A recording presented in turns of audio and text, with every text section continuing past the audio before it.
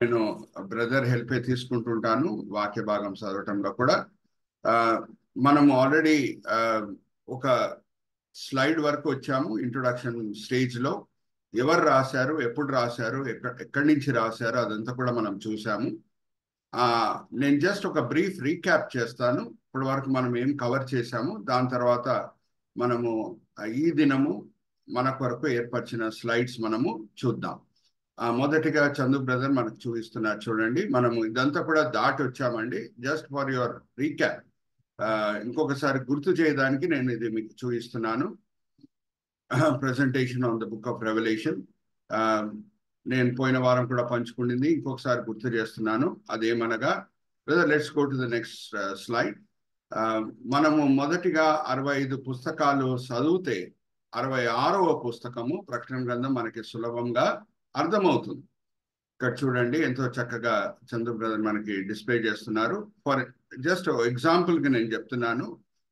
ప్రకటన గ్రంథం 21వ అధ్యాయం మొదటి 2 వచనాలు లాస్ట్ కాలంలో లాస్ట్ రోలో ఉన్న ఒక వాక్య భాగం ఉంది. ప్రకటన గ్రంథం 21వ అధ్యాయం మొదటి 2 వచనాలు కొత్త భూమి కొత్త ఆకాశము అని ఉంది. దాంతో కూడిన వాక్య భాగం కూడా బ్రదర్ కుమార్ గారు చదివి వినిపిస్తారు. ఇప్పుడు దాంతో కూడిన ప్రవచన యెషయా గ్రంథం 65వ అధ్యాయం 17వ వచనంలో ఉంది. చందు బ్రదర్ జస్ట్ ఒకసారి కర్సర్ పెట్టి చూపించండి. లాస్ట్ కాలం లాస్ట్ రో, ప్రకటన గ్రంథం 21వ అధ్యాయం మొదటి 2 వచనాలు.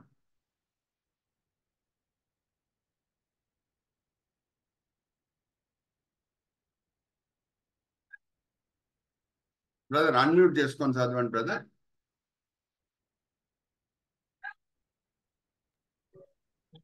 అగారు 21 మొదటి 2 వచనాలు బ్రదర్. అంతటి నేను క్రొత్త ఆకాశమును క్రొత్త భూమిని చూచితిని. మొదటి ఆకాశమును మొదటి భూమియు గతించిపోయెను, సముద్రమును ఇకను లేదు. మరియు నేను నూతనమైన యెరూషలేము అను ఆ పరిశుద్ధ పట్టణము తన భర్త కొరకు అలంకరింపబడిన పెండ్లి కుమార్తె వలె సిద్ధపడి పరలోకమందున్న దేవుని యొద్ద నుండి దిగి వచ్చుట చూచితిని. ఇప్పుడు యెషయా గ్రంథం 65వ అధ్యాయం 17వ వచనం కూడా బ్రదర్ అయితే చదివి వినిపిస్తారు. ఎవరన్నా ఇంకా దానికంటే ముందు తీసి చదవాలంటే కూడా చదవచ్చు, నో ప్రాబ్లం.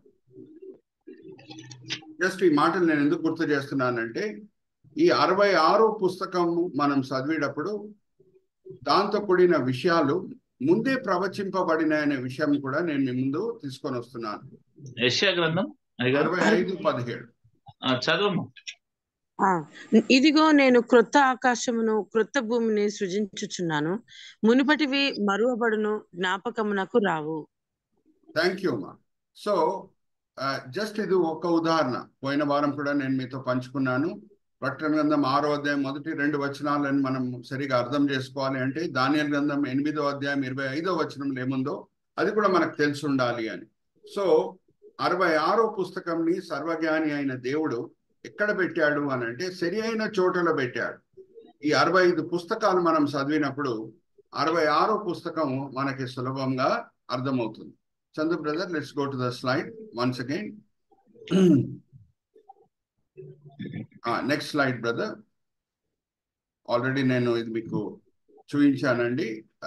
పాత నిబంధనని మనము ఎలాగా దేవుని చిత్తం ప్రకారంగా విభాగించాము అనేది క్రైస్తవులంగా 3 భాగములు: చరిత్ర, అలాగే కవిత్వము, ఇంకా ప్రవచనాలు. చరిత్ర అనే భాగము ఆది కాండం నుంచి ఎస్తేర్ గ్రంథం వరకు, కవిత్వం అనేది యోగ గ్రంథం నుంచి పరమగీతం వరకు, తర్వాత ప్రవక్తలు యెషయా గ్రంథం నుంచి మలాకీ గ్రంథం వరకు. ఇది క్రైస్తవులంగా మనము పాత నిబంధన వాక్య భాగంని విభాగించుట. యూదులు ఎలాగ చేశారు అది నేను తర్వాత రాబోయే దినంలో మీకు చూపిస్తాను. ఆది సంఘం సమయంలో ఇదే పాత నిబంధన వాక్య భాగము ఎలాగా విభాగించబడింది, ఆది సంఘం ఏం పాటించింది అది కూడా నేను మీకు చూపిస్తాను. ఇప్పుడు మనం ఫాలో చేసేది మాత్రము ఈ మెథడ్ అన్నమాట. 3 భాగాలుగా మనం విభాగించాం క్రైస్తవులంగా. మొదటి భాగం చరిత్ర, 2వ భాగము కవిత్వము, 3వ భాగము ప్రాఫెసీ. కొత్త నిబంధన వాక్య భాగము, మరి దాన్ని కూడా మనం 3 భాగాలుగా విభాగించవచ్చు.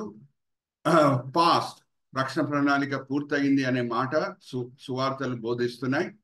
దాని తర్వాత ఏ యుగంలో మనం ఉన్నామో, అపోస్తల కార్యం నుంచి యూదా పత్రిక వరకు ఏ యుగంలో మనం ఉన్నామో ఆ వివరాలన్నీ కూడా మనము అపోస్తల కార్యం నుంచి యూదా పత్రిక వరకు మనం చదువుకోవచ్చు. ప్రకటన గ్రంథంలో ఏం రాయబడి ఉన్నదంటే రాబోయే దినంలో ఏం సంఘటనలు జరగబోతున్నాయి, దాంతో కూడిన వివరాలన్నీ కూడా ఫ్యూచర్ ప్రకటన గ్రంథంలో ఉంది. సో కొత్త నిబంధనని కూడా మనం 3 భాగాలుగా విభాగించవచ్చు, past, present and future. Next slide brother.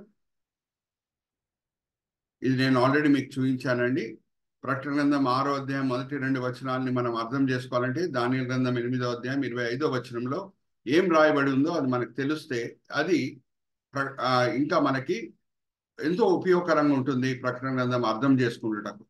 మరి చెప్తున్నాను, దానియేలు గ్రంథం 8వ అధ్యాయం 25వ వచనంలో ఏముందో మనకు తెలిసి ఉంటే ప్రకటన గ్రంథం 6వ అధ్యాయం మొదటి 2 వచనాలు ఏముందో మనము ఇంకా సులభంగా అర్థం చేసుకోవచ్చు.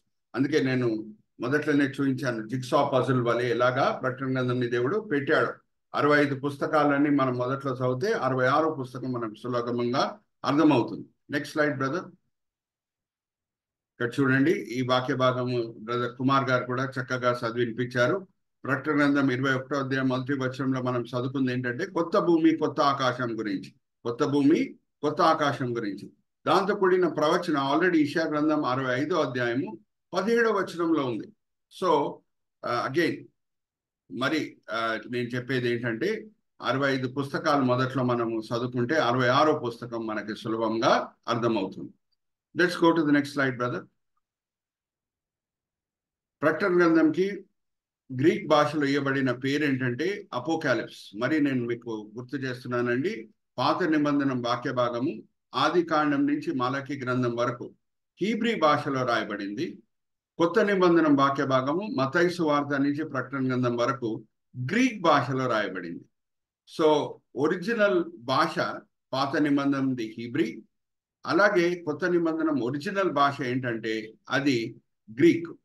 అయితే గ్రీక్ భాషలో ప్రకటన గ్రంథంకి ఇవ్వబడిన పేరు ఏంటంటే అపోకాలిప్స్. అపోకాలిప్స్ అంటే అన్వీలింగ్. ఒక స్క్రీన్ ఓపెన్ చేస్తే వెనకాల ఉన్నది మనకి కనిపిస్తుంది. ఇక్కడ చూడండి ఎంత చక్కగా చందు బ్రదర్ కూడా మనకు చూపిస్తున్నారు. అపోకాలిప్స్ అంటే అన్వీలింగ్.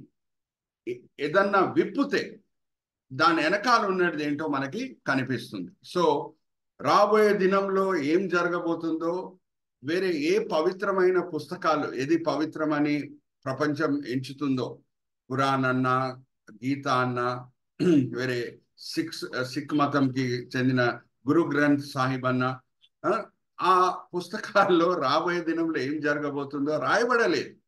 మనం క్రైస్తవంగా దేన్ని బట్టి అతిశయించవచ్చు అంటే దేవుడు రాబోయే దినంలో ఏం జరగబోతుందో ముందే రాసి పెట్టాడు. హల్లెలూయా, ప్రైజ్ ద లార్డ్. సో ప్రకటన గ్రంథంకి పేరు అపోకాలిప్స్ అని పేరు ఎందుకు ఇవ్వబడిందంటే అది రాబోయే దినంలో ఏం జరగబోతుందో మనకి తేటగా చూపిస్తుంది. ఆ స్క్రీన్ విప్పబడుతుంది, మనము రాబోయే దినంలో ఏం జరగబోతుందో అది మనం చూడగలుగుతున్నాం. ఒక మాట నేను చెప్పి ముందుకు వెళ్తాను. అదేమనంటే history is always written in past. చరిత్ర సంఘటనలు అయిపోయిన తర్వాత రాయబడతాయి. మనకందరు కూడా తెలుసు భారతదేశం చరిత్ర అని అంటే 15th August 1947 మనకి స్వతంత్రం వచ్చింది. 26 January 1950 మనకి రాజ్యాంగం దొరికింది. సో ఇప్పుడు మనం భారతదేశం చరిత్రను మనం చదువుకుంటే అది ఏం జరిగిందో దాంతో కూడిన వివరాలన్నీ కూడా మనకి చరిత్రలో కనిపిస్తాయి. కానీ ప్రాఫెసీ, ప్రవచనాల్లో ఉన్న శ్రేష్టత ఏంటంటే మీరు ఎక్కడ ఉంటే అక్కడ హల్లెలూయా చెప్పండి. Prophecy his history return in advance. Hallelujah, praise the lord. ప్రకటన గ్రంథంలో ఉన్న శ్రేష్టత ఏంటంటే ఏం జరగబోతుందో అది ముందే దేవుడు రాసి పెట్టేశాడు. What is the difference between history and prophecy? చరిత్రకి అలాగే ప్రవచనాలకు ఉన్న వ్యత్యాసం ఏంటి? చరిత్ర సంఘటన అయిపోయిన తర్వాత రాయబడుతుంది, కానీ ప్రవచన ఏం జరగబోతుందో ముందే దేవుడు రాసి పెట్టేస్తాడు. Hallelujah, praise the Lord. Are you all with me? ఇప్పుడు ఉదాహరణకు నేను చెప్తున్నాను, యేసుక్రీస్తు ప్రభువారి మొదటి రాకడతో కూడిన ప్రవచనాలు. ఆయన ఇంకా జన్మించలేదు. ఒక ఆ 700 సంవత్సరాల ముందే ఎక్కడ పుడతాడు, ఎలాగ పుడతాడు, ఎవరికి పుడతాడు అన్ని కూడా దేవుడు రాసి పెట్టాడు. యెషయా గ్రంథం 7వ అధ్యాయం 14వ వచనం మనం గమనిస్తే ఏమని రాయబడి ఉంది అక్కడ? యేసుక్రీస్తు ప్రభువారు కన్యకకే జన్మిస్తాడు. ఎక్కడ జన్మిస్తాడు? మీకా గ్రంథం 5వ అధ్యాయం 2వ వచనం, బెత్లెహేంలో. దాని తర్వాత ఆయన శిల్వ మరణం పొందుతాడు, కీర్తన గ్రంథం 22వ అధ్యాయం. దాని తర్వాత మనం వస్తే ఆయన పునరుద్ధానుడై సమాధి మీద విజయం పొంది బయటికి వస్తాడు, కీర్తన గ్రంథం 16వ అధ్యాయం 10వ వచనం. ఇంకా ఆయన ఆరోహణమై వెళ్తాడు, కీర్తన గ్రంథం 68వ అధ్యాయం 18వ వచనం. నేను బైబిల్ స్టడీ కాబట్టి కొంచెం లోతులో వెళ్తున్నాను, జాగ్రత్తగా వినండి. ప్రవచనాలు లేకుండా కూడా దేవుడు బైబిల్ని రాయొచ్చు. కానీ ఎందుకు ప్రవచనాలు? ఇది దేవుని కార్యమని ప్రజలు గుర్తెరగాలని. నేను ఒక సింపుల్ ఎగ్జాంపుల్ ఇస్తాను. ఏమనంటే, ఒక దేవుని సేవకుడు ఆయన సాక్ష్యం ఒక పుస్తకంలో రాశాడు. అది చదివినప్పుడు నా కళ్ళలో నీళ్ళు వచ్చేసినాయి. ఆయన స్టేషన్ వచ్చినప్పుడు, ట్రైన్ ప్రయాణం చేసేటప్పుడు ఒక స్టేషన్ వచ్చినప్పుడు ఆయన దిగాలి. హడావుడితో అందరు దిగుతారు కదా, మనకందరికి తెలుసు స్టేషన్ రాగానే ఎలాగా ఒక హడావుడి అనేది ఉంటుంది. ఆయన కూడా దిగాడు. ఆయన దగ్గర సామాను ఉంది, వస్తువులు ఉన్నాయి. కానీ ఆయన దిగేటప్పుడు ఒక బ్రీఫ్ కేసు ఆయన కంపార్ట్మెంట్లోనే మర్చిపోయాడు. ఆయన బర్త్ కిందే ఉండిపోయింది. అంటే హడావుడిగా దిగాడు, అన్ని దింపేశాడు అని అనుకున్నాడు. కానీ ట్రైన్ ప్రయాణమై వెళ్ళిపోయిన తర్వాత ఆయనకి అర్థమైంది ఏంటంటే, ఒక బ్రీఫ్ కేసు ఆ కంపార్ట్మెంట్లో ఆ బర్త్ కిందే ఉండిపోయింది. ఇప్పుడు నేను సింపుల్ ఒక ప్రశ్న అడుగుతాను, మీరు దానికి జవాబు ఇవ్వండి అన్మ్యూట్ చేసుకొని. ఈ రోడ్స్, సిటీ రోడ్స్ అన్ని కూడా కంజెస్టెడ్ రోడ్స్. ఒక ఆటో తీసుకోనన్నా, ట్యాక్సీ తీసుకోనన్నా నెక్స్ట్ స్టేషన్కి వెళ్ళిపోవాలి అక్కడ ట్రైన్ వచ్చే ముందే అంటే అది ఈజీ పని అండి? ట్రైన్కి ట్రాఫిక్ ప్రాబ్లం అంత ఎక్కువగా ఉండదు. కానీ మన సిటీ రోడ్స్ ఎలాగుంటాయో మనకు తెలుసు, ఎంత కంజెస్టెడ్గా ఉంటాయో. ట్యాక్సీ తీసుకొని, ఆటో తీసుకొని ఆ ట్రైన్ ఇంకొక స్టేషన్ వెళ్ళే ముందే అక్కడ వెళ్ళటము అది సులభమైన పని కాదు. ఆయన అక్కడ వెళ్ళినా సరే, ఇంకొక స్టేషన్కి వెళ్ళినా సరే, అక్కడి నుంచి ట్రైన్ ప్రయాణం అయి మరీ వెళ్ళిపోతుంది. సో ఎక్కడ ఉన్నాడో అక్కడే ప్రార్థన చేయటం స్టార్ట్ చేశాడు. ప్రభా, ఆ బ్రీఫ్ కేస్ చాలా విలువైన బ్రీఫ్ కేస్ ప్రభా, ఎన్నో బైబిల్ కామెంటరీస్ అవన్నీ కూడా దాంట్లో ఉన్నాయి ప్రభా, నాకు తిరిగి దొరికేటట్లు నీ కృప చూయించు ప్రభా అని అక్కడే స్టేషన్లో ప్రార్థన చేయటం స్టార్ట్ చేశాడు. ఒక 2-3 నిమిషంల తర్వాత ఆ స్టేషన్లో ఒక అనౌన్స్మెంట్ ఆయన వింటున్నాడు, ఆ ట్రైన్ తిరిగి వస్తుంది. హల్లెలూయా, ప్రైజ్ ది లార్డ్. వెళ్ళిపోయిన ట్రైన్ మరి స్టేషన్కి వస్తుందా అండి? ఎక్కడన్నా మామూలుగా జరిగే పనా? అయితే ఏం జరిగింది యాక్చువల్గా అని అంటే, ఆ ట్రైన్ అక్కడి నుంచి ప్రయాణమై వెళ్ళిన తర్వాత ఫస్ట్ క్లాస్ కంపార్ట్మెంట్లో ఒక ప్యాసింజరు ఆ బాత్రూమ్ లోపల వెళ్ళి కొలాయి తిప్పినప్పుడు నీళ్ళు రావట్లేదు. అయితే ఆ ఫస్ట్ క్లాస్ కంపార్ట్మెంట్లో ఉన్న ప్యాసింజర్కి చాలా కోపం వచ్చింది. నేను విలువైన ఫస్ట్ క్లాస్ టికెట్ తీసుకున్నాను, మామూలు సౌకర్యాలు కూడా ఫస్ట్ క్లాస్ కంపార్ట్మెంట్లో రైల్వే డిపార్ట్మెంట్ వాళ్ళు ప్రొవైడ్ చేయరా అని కోపంతో ఆయన ఏం చేశాడంటే చైన్ని లాగాడు. అయితే డ్రైవర్ గారు, ట్రైన్ డ్రైవర్ గారు, ఆయన కూడా చాలా కోపంతో వచ్చి ఎందుకు చైన్ లాగావు అని అడిగాడు ఆ ప్యాసింజర్. అడిగితే ప్యాసింజర్ చాలా కోపంతో ఉన్నాడు, ఇంకా అరవటం స్టార్ట్ చేశాడు. ఏమనంటే, నేను ఫస్ట్ క్లాస్ కంపార్ట్మెంట్ టికెట్ తీసుకున్నానండి, ఇంత ఖర్చు పెట్టాను, మామూలు సౌకర్యాలు కూడా మీరు ట్రైన్లో ప్రొవైడ్ చేయరా, నేను రైల్వే మినిస్టర్కి కంప్లైంట్ ఇస్తాను అని బెదిరించినప్పుడు ఆ ట్రైన్ డ్రైవర్ భయపడి వాటర్ నింపుటకు ఆ ట్రైన్ని తిరిగి ఆ స్టేషన్కి తీసుకొని వచ్చాడు. ఇప్పుడు నేను మిమ్మల్ని ఒక సింపుల్ ప్రశ్న అడుగుతానండి, ఇది అకస్మాత్తుగా జరిగిన సంఘటననా లేకపోతే దేవుని కార్యం మనకు కనిపిస్తుందా? దాంట్లో మీరు నాకు అన్మ్యూట్ చేసుకొని చెప్పాలి. దేవుని కార్యం, దేవుని కార్యం మనకు కనిపిస్తుంది. అది అకస్మాత్తుగా జరిగిన సంఘటన కాదు, దేవుని చెయ్యి మనకు కనిపిస్తుంది. ఈ సేవకుడు ప్రార్థన చేసినప్పుడు దేవుడు ప్రార్థనలు విని పరిస్థితులని ఆయన స్వాధీనంలో పెట్టుకొని ఎలాగా జరగాలో అలాగా జరిగించాడు. అయితే ఇప్పుడు నేను లోతులో వెళ్తున్నాను, ఎందుకు దేవుడు ప్రవచనాలు రాసి పెడతాడు అనే మాట మనకి అర్థం కావాలి.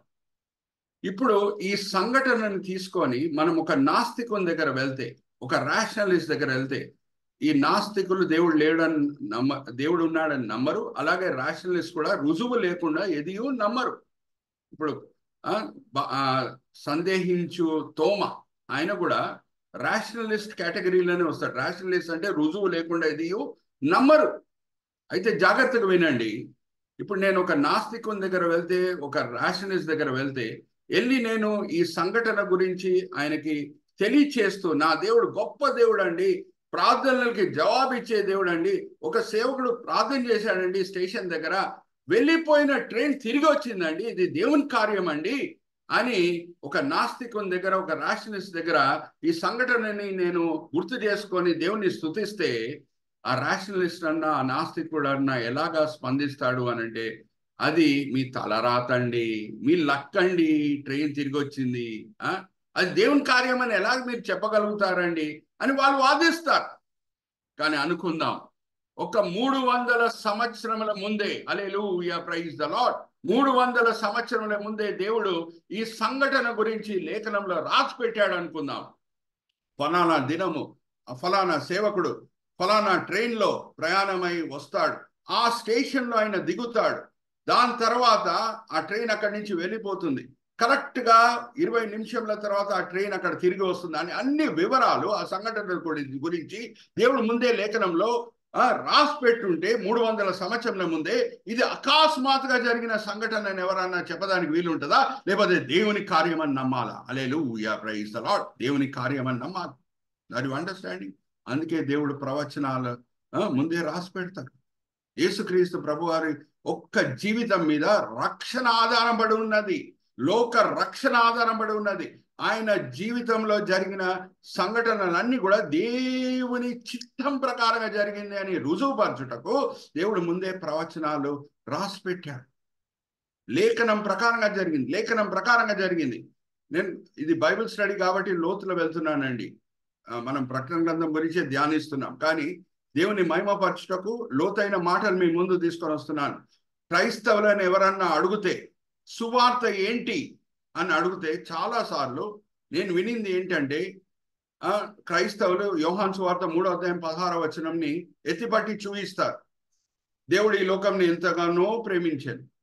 కానీ లేఖనంని మనం అర్థం చేసుకోవాలంటే లేఖనంనే వాడాలి. Hallelujah, praise the Lord. You have to interpret the scripture using the scripture. సువార్త అంటే ఏంటి అనేది లేఖనమే మనకు చెప్పనీయండి. అప్పుడు ప్రవచనాల ప్రాముఖ్యత మనకు అర్థమవుతుంది. ఓకే, నేను చదివిపిస్తాను. సహోదరి దెబోరా గారన్నా లేకపోతే కుమార్ గారన్నా ఈ వాక్య భాగం చదివినిపిస్తారు. 1 కొరింథీ 15వ అధ్యాయం 1-4 వచనాలు. 1 కొరింథీ 15వ అధ్యాయము 1-4 వచనాలు. వీలైతే ఈవెన్ స్క్రిప్చర్ పోర్షన్ ని కూడా బ్రదర్ చందు గారు మనకు డిస్ప్లే చేస్తారు. చదవండి అమ్మా. 1 కొరింథీ 15వ అధ్యాయం 1-4 వచనం. 24వ వచనం కదా పాస్టర్ గారు? 1 కొరింథీ 15వ అధ్యాయం 1-4 వచనాలమ్మా. వర్సెస్ 1-4. ఓకే. మరియు మీకు తెలియపరచుచున్నాను, మీరు దానిని అంగీకరించితిరి, దాని యందే నిలిచి ఉన్నారు. మీ విశ్వాసము వ్యర్థమైతేనే గాని నేను ఏ ఉపదేశ రూపముగా సువార్త మీకు ప్రకటించితినో ఆ ఉపదేశమును మీరు గట్టిగా పట్టుకొని ఉన్న ఎడల ఆ సువార్త వలననే మీరు రక్షణ పొందువారై ఉందురు. సువార్త ఏంటో పౌలు భక్తుడు చక్కగా అక్కడ వర్ణిస్తున్నాడు. నాకియబడిన ఉపదేశమును మొదట మీకు అప్పగించితిని, అదేమనగా లేఖనముల ప్రకారము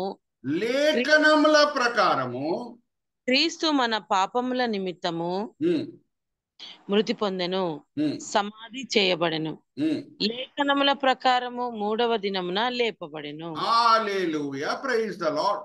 ఇప్పుడు నేను మిమ్మల్ని ఒక ప్రశ్న అడుగుతానండి, మీరు దానికి జవాబు ఇవ్వండి. అన్మ్యూట్ చేసుకొని ఇవ్వండి, ఆర్ పబ్లిక్ చాట్లన్నా ఆన్సర్ ఇవ్వండి. సువార్త అంటే యేసుక్రీస్తు ప్రభువారు పాపుల కొరకు ఆ పాపం కొరకు మృతి పొందెను, సమాధి చేయబడెను, 3వ దినం లేపబడెను అని ఉందా? లేకపోతే లేఖనం ప్రకారము పాపం కొరకు ఆయన మృతి పొందెను, సమాధి చేయబడెను, లేఖనం ప్రకారం ఆయన సమాధి మీద విజయం పొంది 3వ దినం బయటకు వచ్చానని రాయబడి ఉందా? Give me an answer. Unmute చేసుకొని ఆన్సర్ ఇవ్వండి, లేకపోతే పబ్లిక్ చాట్లన్నా ఆన్సర్ ఇవ్వండి. I make the Bible study always interactive. లేఖనం ప్రకారంగా ఉందా, లేకపోతే అలాగా జరిగిపోయిందని ఉందా? లేఖనముల ప్రకారం అని ఉంది పాస్టర్. లేఖనం ప్రకారం. హల్లెలూయా, ప్రైజ్ ది లార్డ్. ప్రవచనాలు ముందే ఉన్నాయి. యేసుక్రీస్తు ప్రభువారు శిలువ మరణం పొందుతారనే మాట ఆల్రెడీ కీర్తన గ్రంథం 22వ అధ్యాయంలో మనం చదువుకోవచ్చు. దావీదు అంటాడు. ఒకసారి ఆ వాక్య భాగం కూడా చదువుదాము. బ్రదర్ చందు గారు కూడా మనకు చూపిస్తారు. 22వ అధ్యాయము కీర్తన గ్రంథం 16వ వచనం నుంచి. 22వ అధ్యాయము సహోదరి దెబోరా గారు కూడా చదివినిపిస్తారు. దాని తర్వాత మరి నేను ఒక ప్రశ్న అడిగి ముందుకు వెళ్తాను. 22వ అధ్యాయం కీర్తన గ్రంథం 16వ వచనం నుంచి చదవమ్మా. ఓకే. కుక్కలు నన్ను చుట్టుకొని ఉన్నవి, దుర్మార్గులు గుంపు కూడి నన్ను ఆవరించి ఉన్నారు. వారు నా చేతులను నా పాదములను పొడిచి ఉన్నారు. నా చేతులను పాదములని వాళ్ళు పొడిచి ఉన్నారు. ఇప్పుడు నేను సింపుల్ ప్రశ్న ఒకటి అడుగుతున్నానండి. దావీదు సమయంలో శిలువ మరణం అనే మరణ శిక్ష వచ్చేసిందా? అడుగుతున్నా. దావీదు రాశాడు ఈ కీర్తన. దావీదు సమయంలో శిలువ మరణం అనే మరణ శిక్ష విధించటము ప్రారంభమైందా?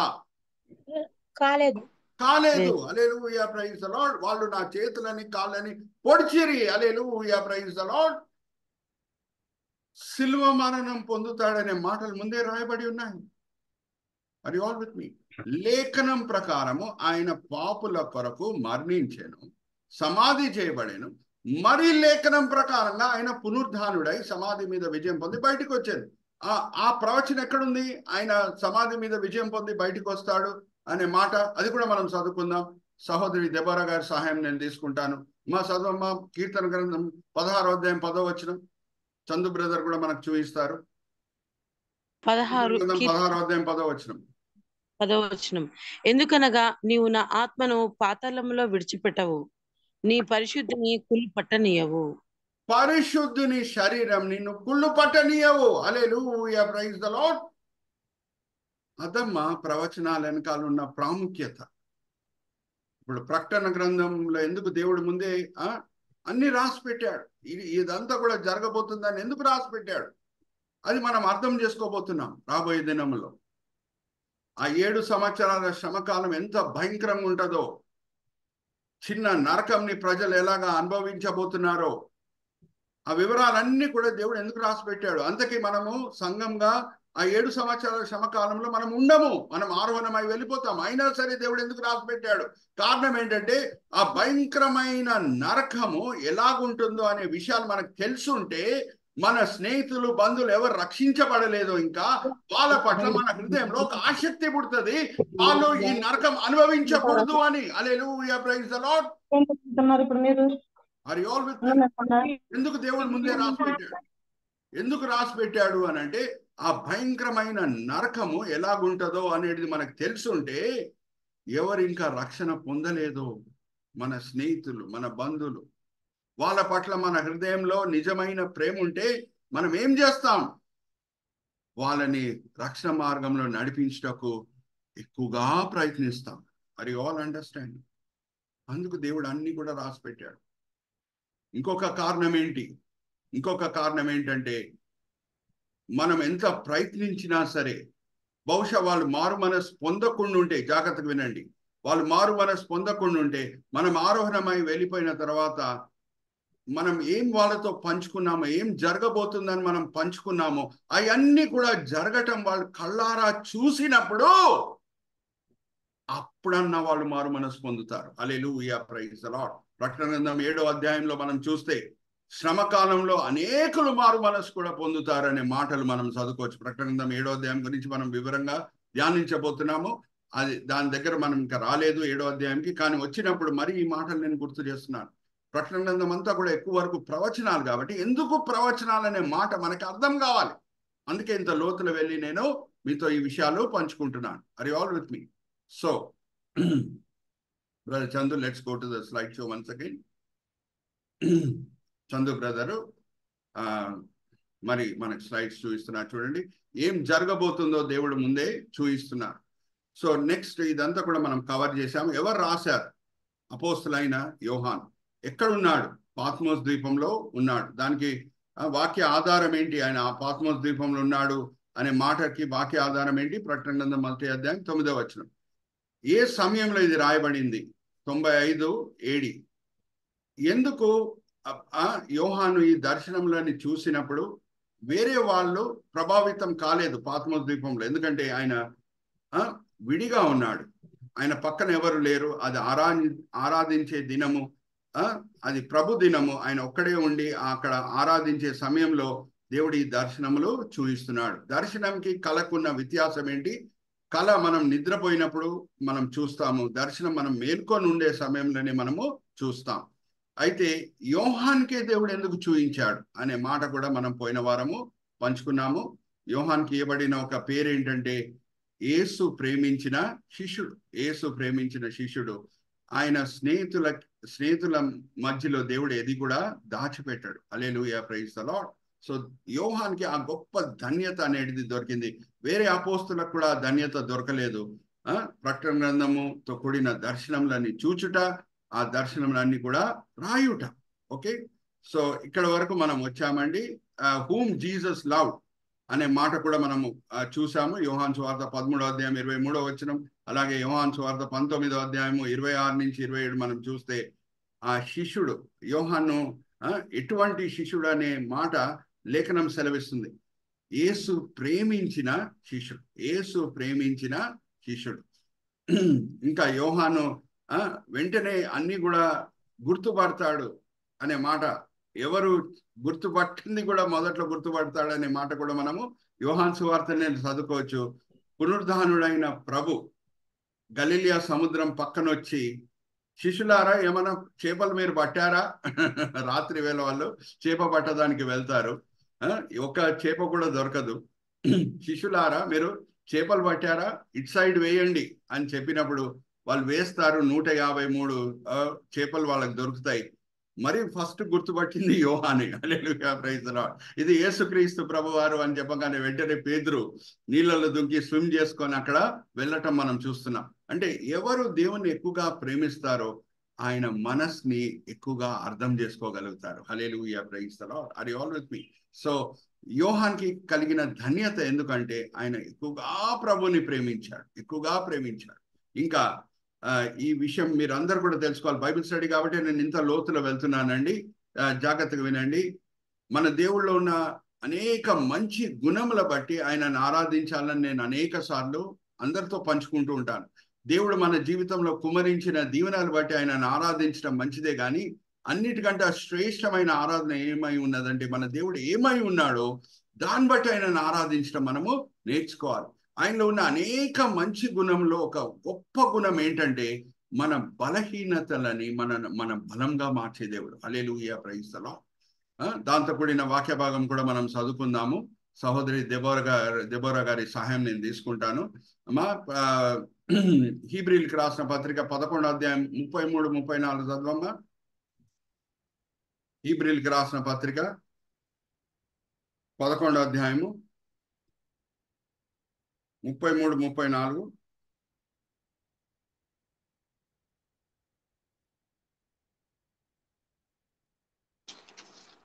హీబ్రూ 11:34. దేవుల్లో ఉన్న అనేక మంచి గుణముల్లో ఆయన బలహీనులని ఏం చేస్తాడు అని అంటే బలవంతులుగా మారుస్తాడు. 34-35 కదా పాస్టర్ గారు? 34 చదవమ్మా చాలు. అగ్ని బలమును చల్లార్చిరి, ఖడ్గధారను తప్పించుకొనిరి, బలహీనులుగా ఉండి బలపరచబడిరి. బలహీనులుగా ఉండి బలపరచబడిరి. మన బలహీనతని దేవుడు బలంగా మార్చే దేవుడై ఉన్నాడు. ఆర్ యు ఆల్ విత్ మీ? ఉదాహరణకు నేను చెప్తున్నాను, జాగ్రత్తగా వినండి. ఉదాహరణకు నేను చెప్తున్నాను, మోషే సేవకి పిలువబడినప్పుడు ఆయన ఇచ్చిన సాక్ ఏంటంటే నేను సేవకు వాడబడను, నేను వాడబడుటకు నాకు అర్హత లేదు అని ఆయన ఏ సాకు ఇచ్చాడండి దేవునికి? ప్రభువా నాకు నత్తి అన్నాడు. అవునా? ప్రభువా నాకు నత్తి, నేను సరిగా మాట్లాడలేను, నీ నోటి బూరగా నేను ఫారో ముందు నించొని వాదించలేను అని అన్నాడు. లేఖనంలో ఉన్న అన్నిటికంటే పెద్ద ప్రసంగం దేవుడు మోషే ద్వారా చేయించాడు. హల్లెలూయా, ప్రైజ్ ది లార్డ్. ద్వితోపదేశ కాండం అంటే ఏంటి? 34 అధ్యాయాలు ఉన్నాయి ద్వితోపదేశ కాండంలో. ఆ 34 అధ్యాయాల్లో 33 అధ్యాయాలు కంటిన్యూస్ గా ఒక సమయంలో నేను నత్తివాణ్ణి అని చెప్పిన మోషే పలుకుతున్నాడు. హల్లెలూయా, ప్రైజ్ ది లార్డ్. ఆ సమయంలో ఆయన అన్నయ్య ఆరోన్, అప్పటి వరకు ఆయన పరిచర్యలో కొంచెం నోటి బూరగా వాడబడిన ఆరోన్ కూడా అప్పటికి చనిపోయాడు. ద్వితోపదేశ కాండముతో కూడిన చివరి ప్రసంగం మోషే చేసినప్పుడు ఆరోన్ కూడా లేడు. 34 అధ్యాయాలతో కూడిన పుస్తకంలో మనం గమనిస్తే 33 అధ్యాయాలతో కూడిన మాటలు మోషే కంటిన్యూస్ గా పలుకుతున్నాడు. హల్లెలూయా, ప్రైజ్ ది లార్డ్. అన్నిటికంటే పెద్ద ప్రసంగం అంటే కొండ మీద ప్రసంగం కాదండి. మత్తయి సువార్తలో యేసుక్రీస్తు ప్రభువారు కొండ మీద ప్రసంగం చేస్తున్నారు. అది 3 అధ్యాయాల్లోనే మనం చదువుకోవచ్చు. మత్తయి సువార్త 5వ అధ్యాయం నుంచి 7వ అధ్యాయం వరకు. కానీ అన్నిటికంటే పెద్ద ప్రసంగము ద్వితోపదేశ కాండం. Are you understanding? సో యోహాన్తో కూడిన మాటలు మనము ధ్యానిస్తున్నాం కాబట్టి ఇదంతా కూడా మనం ఇంట్రొడక్షన్, నేను పునాది వేస్తున్నాను. పునాది ఎంత గట్టిగా ఉంటుందో ఇల్లు కూడా అంత గట్టిగా ఉంటుంది. కాబట్టి యోహాన్కి ఇవ్వబడిన పేరేంటి మొదట్లో, అది కూడా మనం చూద్దాం. మార్క్స్ వార్త 3వ అధ్యాయము 17వ వచనం. 12 మంది శిష్యుల గురించి అక్కడ వివరాలు రాయబడి ఉన్నాయి. సో యోహాను యాకోబు గురించి ఏమని రాయబడి ఉందో మనం ఒకసారి చూద్దాం. మార్కు సువార్త పాస్టర్ గారు అమ్మా 3వ అధ్యాయము 17వ వచనం. జెబెదయి కుమారుడగు యాకోబు, అతని సహోదరుడగు యోహాను, వీరిద్దరికి ఆయన బోయనెర్గేసను పేరు పెట్టెను. బోయనెర్గేసు అంటే ఏంటి అర్థం? బోయనెర్గేసు అనగా ఉరిమెడు వారని అర్థము. ఉరిమిడి వారు సన్స్ ఆఫ్ థండర్ అంటే వెంటనే కోపం వచ్చేస్తుంది అన్నమాట. సన్స్ ఆఫ్ థండర్ అంటే వెంటనే కోపం వచ్చేస్తుంది. దాంతో కూడిన వాక్య భాగం కూడా ఒకటి చూద్దాము. లూకా సువార్త 9వ అధ్యాయం 54వ వచనం కూడా నేను సహోదరి దెబారావుతో చదివిస్తాను. ఒక సందర్భంలో సమరయ గ్రామం దగ్గర యేసుక్రీస్తు ప్రభువారు ఆయన శిష్యులు వచ్చినప్పుడు శిష్యులని ముందే పంపిస్తున్నాడు. యాకోబు యోహాన్ని ముందే ప్రభువారు పంపిస్తున్నారు. అక్కడ ఒక హోటల్ బుక్ చేయండి, ఒక హోటల్లో ఒక రూమ్ బుక్ చేయండి అని పంపించినప్పుడు సమరియలు యూదులని ద్వేషిస్తారు కాబట్టి మిమ్మల్ని ఇక్కడ ఉండుటకు మేము పర్మిషన్ ఇయ్యము, మీకు రూమ్స్ ఇయ్యము అని వాళ్ళు అవమానపరిచినప్పుడు యోహాను యాకోబు వాళ్ళ స్పందన ఎలాగుండిందో మనం చూద్దాం. అమ్మా చదవమ్మా లూకా సువార్త 9వ అధ్యాయం 53, 54. ఆయన యెరూషలేమునకు వెళ్ళ అభిముఖుడైనందున వారిని చేర్చుకొనలేదు. శిష్యులైన యాకోబును యోహానును అది చూచి, ప్రభువా, ఆకాశం నుండి అగ్ని దిగి వీరిని నాశనము చేయునట్లు మేము ఆజ్ఞాపించుటనికి ఇష్టమా అని అడుగగా ఆయన వారి తట్టు తిరిగి వారిని గద్దించెను. హల్లెలూయా, ప్రైజ్ ది లార్డ్. వెంటనే ఎలా కోపం వచ్చేస్తుంది చూడండి. ప్రభువా, అగ్ని రప్పిద్దాం, వీళ్ళని భస్మం చేసేద్దాం. సార్ ఆలోచించండి. అదే యోహాన్కి కలిగిన ఒక గొప్ప ధన్యత వేరే ఏ శిష్యులకు కలగలేదండి. ఏం తెలుసా? ఆయన రాసిన స్టేట్మెంట్ బైబిల్లో అప్పటి వరకు లేదు. దేవుడే ప్రేమ స్వరూపి అయి ఉన్నాడు. Hallelujah, praise the Lord. Are you understanding? ఎక్కడుందమ్మా? 1 యోహాను 4వ అధ్యాయం 8వ వచనం ఒకసారి చదవండి దెబోరా సిస్టర్. ప్రేమ డంబంగా ప్రవర్తించదు, అన్ని ఓచును, అన్నిటినీ సహించును. ఒకసారి చూద్దామా? 1 యోహాను 4వ అధ్యాయం 8వ వచనం. దేవుడు ప్రేమ స్వరూపి. దేవుడు ప్రేమ స్వరూపి. అమ్మా, ఈ మాట దేవుడు ప్రేమ స్వరూపి అనే సత్యము దేవుని కార్యముల్లో మనకి ఆది కాండం నుంచి కనిపిస్తుంది. కానీ ఎవరు దేవుడు ప్రేమ స్వరూపి అనే మాట రాయలేదు. దేవుడు ప్రేమ స్వరూపి అనే సత్యము దేవుని కార్యంలో మనం గ్రహించవచ్చు, ఆది కాండం నుంచి మలాకి గ్రంథం వరకు. కానీ ఎవరు ఆ స్టేట్మెంట్ రాయలేదు. దేవుడు ప్రేమ స్వరూపి అనే స్టేట్మెంట్ మనకు కనిపించదు. ఇంకా కొత్త నిబంధన కూడా మనం వస్తే సువార్తలో మనకి ఎక్కడ కూడా కనిపించదు. ఇంకా అపోస్తల కార్యం నుంచి మనం చదువుకొని వెళ్తే ఆల్మోస్ట్ బైబిల్ ఎండ్ అయిపోతుంది. అప్పుడు యోహాన్ నించొని రాస్తున్నాడు దేవుడు ప్రేమాస్వరూపి అని. అంతకే ఆయన ఒక సమయంలో ఎటువంటి వ్యక్తి అమ్మా? ఉరుమిడి కుమారుడు. Hallelujah, praise the Lord. Are you understanding? దేవుడు ఏమై ఉన్నాడో దాన్ని బట్టి ఆయనను ఆరాధించడం మనము నేర్చుకోవాలి. మన బలహీనతని ఆయన బలంగా మార్చగలుగుతాడు. కకృతి కలిగి ఉన్న జకియా, డబ్బులని పూజించే జకియా యేసుక్రీస్తు ప్రభువాన్ని సొంత రక్షకుడుగా అంగీకరించిన తర్వాత ప్రభు ముందు నించొని పలికిన మాటలు ఏంటంటే, ప్రభువా, నేను నా ఆస్తిలో 50% పేదలకు ఇచ్చేస్తాను. ఎవరినన్నా నేను మోసగించుంటే 4 రెట్లు నేను తిరిగి ఇచ్చేస్తాను ప్రభువా అని అంటున్నాడు. అంతకీ జకియా బలహీనత ఏంటి? డబ్బులని పూజించే వ్యక్తి. ఆయన ప్రభుని అంగీకరించే ముందు ఎలాగా మారుస్తున్నాడు దేవుడు? ధారాళమైన వ్యక్తిగా మారుస్తున్నాడు. Hallelujah, praise the Lord. Are you understanding? So ఇటువంటి యోహాన్ చేత దేవుడు ప్రకటన గ్రంథం రాపిస్తున్నాడు. ఎప్పుడు అని అంటే ఇంకా ఆయన ఉరుమిడి కుమారుడుగా లేడు. అప్పటికే మొదటి యోహాన్ రాయబడింది. దాని తర్వాతనే చివరి పుస్తకం ప్రకటన గ్రంథం. అంతగా దేవుని తెలుసుకున్న వ్యక్తి, అంతగా దేవుని ప్రేమించే వ్యక్తి. ఇంకా యోహాన్ సువార్త కూడా ఆయన ఎలాగ రాస్తున్నాడు ఆ సమయంలో. ఎందుకు యోహాన్ సువార్త కూడా రాయబడింది అది మనకు తెలిసి ఉండాలి. ఎందుకంటే ప్రకటన గ్రంథం యోహాన్ ద్వారా రాయబడింది కాబట్టి యోహాన్తో కూడిన ఎన్ని విషయాలు నేను మీతో పంచుకుంటున్నాను. జాగ్రత్తగా వినండి.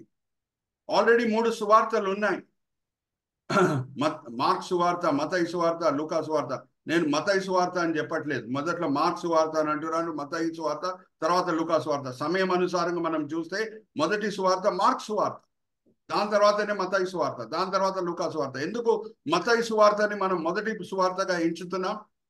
రీజన్ ఏంటంటే పాత నిబంధనలతో కూడిన ప్రవచనాలు ఏమున్నాయో యేసుక్రీస్తు ప్రభు వారి గురించి, ఆ ప్రవచనాలు 66 ప్రవచనాలు మత్తయి సువార్తలో ఉన్నాయి. Hallelujah, praise the Lord. It is the connecting link between old testament and new testament. అందుకు మత్తయి సువార్తని మొదటి సువార్తగా మనము పెట్టుకొని ఉన్నాం.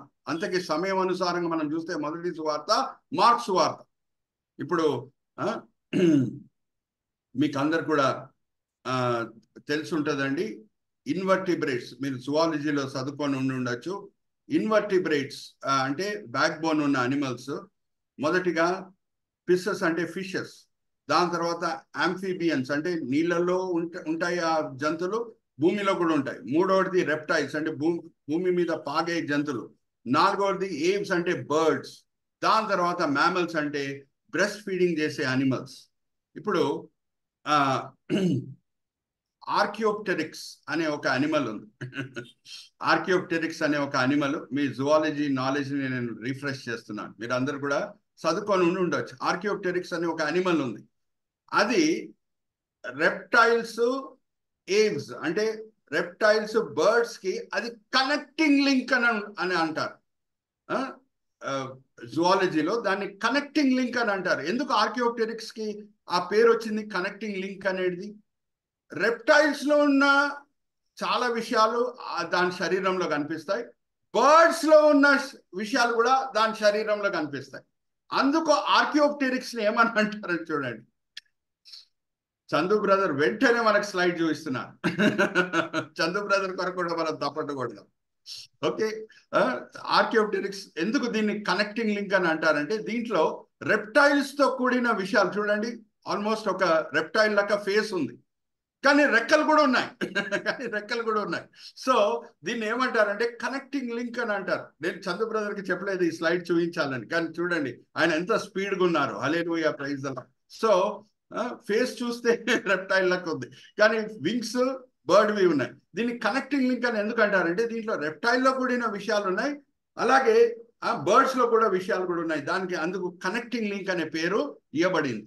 సో అలాగే మత్తయి సువార్త అది కనెక్టింగ్ లింక్. ఎందుకంటే యేసుతో కూడిన 66 ప్రవచనాలు ఏంటి పాత నిబంధనలు ఉన్నాయో అవన్నీ కూడా మత్తయి రాస్తున్నాడు. హల్లెలూయా, ప్రైజ్ ది లార్డ్. అందుకు మత్తయి సువార్తని మనము మొదటి సువార్తగా కొత్త నిబంధనలో పెట్టి ఉన్నాం. కానీ సమయం అనుసారంగా మనం చూస్తే మొదటి సువార్త మార్క్ సువార్త, తర్వాత మత్తయి సువార్త, తర్వాత లూకా సువార్త.